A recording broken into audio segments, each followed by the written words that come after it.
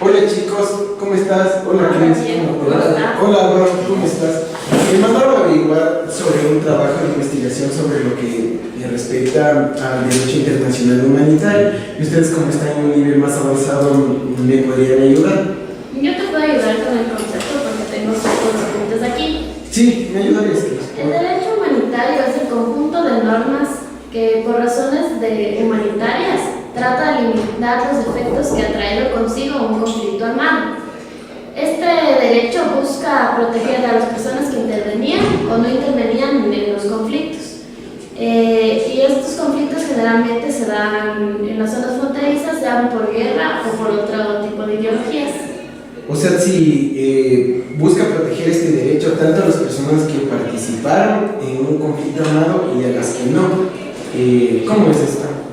O sea, si las personas que estaban alrededor de este conflicto o fueron partícipes. Tanto las personas que formaron parte como las personas que por razón de que su vivienda era en el territorio del conflicto armado fueron víctimas del mismo conflicto. Y esto trajo consecuencias para su desarrollo. Este derecho busca regular las relaciones entre varios estados, entre los estados que son parte del conflicto. Muchas gracias, Cristian. ¿Y tú sabes de dónde proviene el derecho internacional humanitario? Me dijeron que había estado este derecho en el protocolo de Ginebra de 1941, entonces quisiera saber un poco más de esto. Sabes que la verdad es, estaba leyendo sobre las guerrillas y una cosa me llevó a la otra, entonces es como que buscaba los derechos afectados por las guerrillas y estos tipos de conflictos. Entonces una cosa llevó a la otra y ahí me metí al derecho internacional humanitario y fui descubriendo el origen. Y según mis apuntes, porque estaba haciendo un trabajo sobre esto, me dice textualmente que el origen del derecho internacional humanitario se remonta a las reformas dictadas por las antiguas civilizaciones y religiones. La guerra siempre ha estado sujeta a ciertas leyes y costumbres.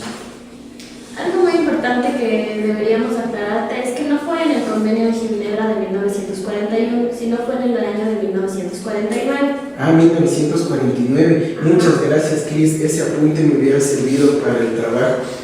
Además, te quiero hablar sobre cómo se fue desarrollando, o sea, aparte de la religión y las costumbres que siempre han existido durante las guerras. La codificación del derecho internacional humanitario a nivel universal comenzó desde el siglo XIX. Desde entonces, los estados han aceptado un conjunto de normas basadas en la experiencia de las guerras modernas y manteniendo un cuidadoso equilibrio entre las preocupaciones de carácter humanitario y las exigencias militares de los estados. Es decir, que durante las guerras siempre ha existido un tipo de normas y así por las costumbres que se han ido dando. Ya. ¿Y sabes dónde se encuentra el derecho internacional humanitario, Cris? Como tú sabías, se encuentra en el Convenio de Ginebra, pero han sido cuatro convenios que se dieron en el año de 1949, pero a esto se complementan varios tratados y protocolos. Que entre mis apuntes te puedo decir cuáles son. Estos convenios de Ginebra fueron complementados con los protocolos adicionales de 1977. Relativos a la protección de las víctimas de conflictos armados, que van direccionados a su protección. Asimismo, también hay ciertos textos que prohíben el uso de armas y tácticas militares, como son la Convención de La Haya, que se dio en el año de 1954, que busca la protección de bienes culturales en caso de conflictos armados, y aquí encontramos dos protocolos, que son la Convención de 1972 sobre armas bacteriológicas, la Convención de 1980 sobre ciertas armas convencionales, y adicionalmente tiene 5 protocolos. La Convención de 1933 sobre armas químicas. Armas químicas. El Tratado de Ottawa de 1997 y el Protocolo Facultativo de la Convención sobre los Derechos del Niño relativo a la participación de niños en los conflictos armados.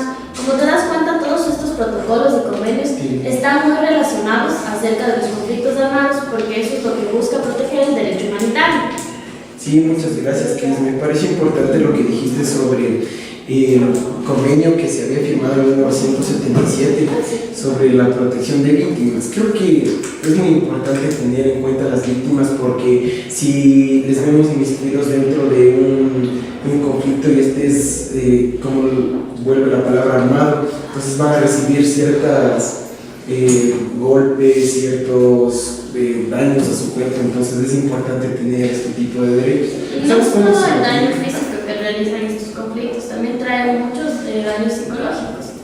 Entonces eso es lo que busca el derecho humanitario, preparar todas estas consecuencias que pueda traer consigo un conflicto armado. Sí, tiene razón. Por eso en los fallos de la Corte Interamericana de Derechos Humanos, siempre en la parte resolutiva explican sobre el daño moral y más o menos cómo deben indemnizar a las personas que han sufrido de este. Es que eso es lo importante para poder salvaguardar el bien afectado, que este sería la vida.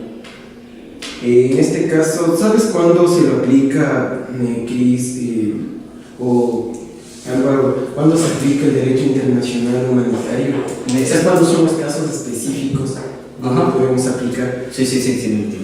Esta parte es muy importante porque se supone que según el derecho internacional humanitario se aplica en caso de conflicto armado, no cubre las situaciones de tensiones internas ni de disturbios interiores.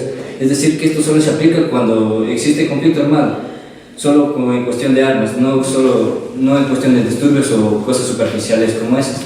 Y el derecho internacional humanitario también distingue entre dos tipos, que son entre estados, que es a nivel internacional, conflicto armado internacional, y el que es dentro del mismo estado. De eso tengo un apunte aquí que te voy a citar. Dice: el derecho internacional humanitario distingue entre conflicto armado internacional y conflicto armado sin carácter internacional. El primero: en los conflictos armados internacionales se enfrentan como mínimo dos estados. Entre ellos se deben observar muchas normas, incluidas las que figuran en los convenios de Ginebra y el protocolo adicional. Es decir, como una guerra entre dos estados. Podría ser tal vez como lo que pasó en Angostura, entre Ecuador y Colombia, que Colombia bombardeó a Ecuador. En el caso de Colombia mismo, que tuvo un conflicto dentro de su propio estado. No, ese es precisamente el segundo tipo, que es el conflicto interno. Del que estoy hablando es el conflicto internacional, que es entre dos estados. Como Ecuador y Colombia. Exacto. O sea, debe ser Ecuador y Perú. Claro, o sea, debe ser un conflicto armado entre dos estados necesariamente mínimo. No te digo que no pueden ser más. Ahora sí, en tu caso, el que me dijiste de la guerrilla, eso es un conflicto interno, se llama internacional. De eso te puedo decir que en los conflictos armados sin carácter internacional se enfrentan en el territorio de un mismo estado las fuerzas armadas regulares y los grupos armados o grupos armados entre sí, que son por ejemplo los paramilitares o las FARC en Colombia. O sea, no es necesariamente con otro estado, sino es dentro del mismo país. Y como podemos ver, las FARC utiliza armas, entonces no podría ser como que una simple tensión dentro del país. Pero las FARC es un grupo muy grande. ¿Cómo crees que les pueden controlar a ellos? ¿Será con el derecho internacional humanitario? Porque cada uno está en conflictos y eso. Obviamente, como te dije cuando me preguntaste de cómo nació o de dónde nació esto, el derecho internacional humanitario se rige por normas y costumbres que lastimosamente han sido adquiridas durante la guerra. Entonces siempre tenemos que regirnos esas normas, y ponte Colombia no puede entrar y matar a toditos los guerrilleros así porque sí. Tienes razón, pero ¿es realmente efectivo el derecho internacional humanitario, Cris? Todo depende del estado y con la importancia que se aplique, porque el derecho humanitario busca proteger dos ámbitos. Busca proteger a las personas que no participan en los conflictos armados, y también existe una serie de restricciones de los medios de guerra, especialmente el de las armas y de los métodos de guerra que no son ciertamente tácticas militares. Ya. Bueno, entonces, no sé si estoy bien, chicos, pero les puedo decir mi concepto sobre lo que entendí de derecho internacional humanitario. Sobre mis apuntes anoté que es un conjunto de normas en los cuales buscan poner límites a los conflictos armados, y a la vez busca proteger a las personas tanto que han participado, también como a las que no han participado. O, por ejemplo, en este caso se puede aplicar el derecho internacional humanitario a los que formaron parte de un conflicto armado y a los que no. proviene de las reformas asentadas por las relaciones en el siglo XIV y las guerrillas es que buscan los derechos afectados, buscan salvaguardar esto. Muchas gracias, chicos, creo que me ayudaron mucho. Yo quisiera decirte que existen muchos ejemplos de violaciones al derecho. Como podemos ver, el derecho internacional humanitario es el conjunto de normas que por razones humanitarias trata de limitar los efectos del conflicto contra las personas, sea que éstas no intervengan por habitar en dicho territorio o intervinieron en el conflicto. Dentro del derecho internacional humanitario encontraremos normas fundamentales que se deberán cumplir. Así podemos decir que las partes en conflictos harán distinciones en todo momento entre la población civil y combatientes, con miras a preservar la población civil y de bienes de carácter civil. Así también, se establece que ni la población civil, como tal, ni las personas civiles serán objeto de ataques. Estos solos estarán dirigidos contra los objetos militares. Las personas que no participan o que ya no pueden participar en las hostilidades tienen derecho a que se respete su vida y su integridad física y moral. Queda prohibido emplear armas o métodos de guerra que puedan causar pérdidas inútiles o sufrimientos excesivos, ya que siempre se han considerado que el ente beligerante, por ser el precursor, generador o impulsor, deben tener menos derechos, pues es él el que está ocasionando un daño directo a la sociedad. Los combatientes capturados y las personas civiles que se hallen bajo la autoridad de las partes adversarias tienen derecho a que se respete su vida, su dignidad, sus derechos individuales y sus convicciones, estas sean políticas, religiosas u otras. Para ejemplificar dentro de este documental al derecho internacional humanitario, podemos nombrar en el caso de las FARC en Colombia, donde por varios años se han venido dando conflictos con las Fuerzas Armadas de este país, y que entre los casos más relevantes vamos a ver el caso del secuestro de un grupo de ciudadanos que fueron capturados en un mitin político, donde la candidata a la presidencia de Colombia, Ingrid Betancourt, fue tomada como rehén por varios años. La búsqueda del cuidado de la integridad de todas estas personas llevó a que se busque la intervención de varios países e instituciones no gubernamentales como es la Cruz Roja Internacional para buscar su liberación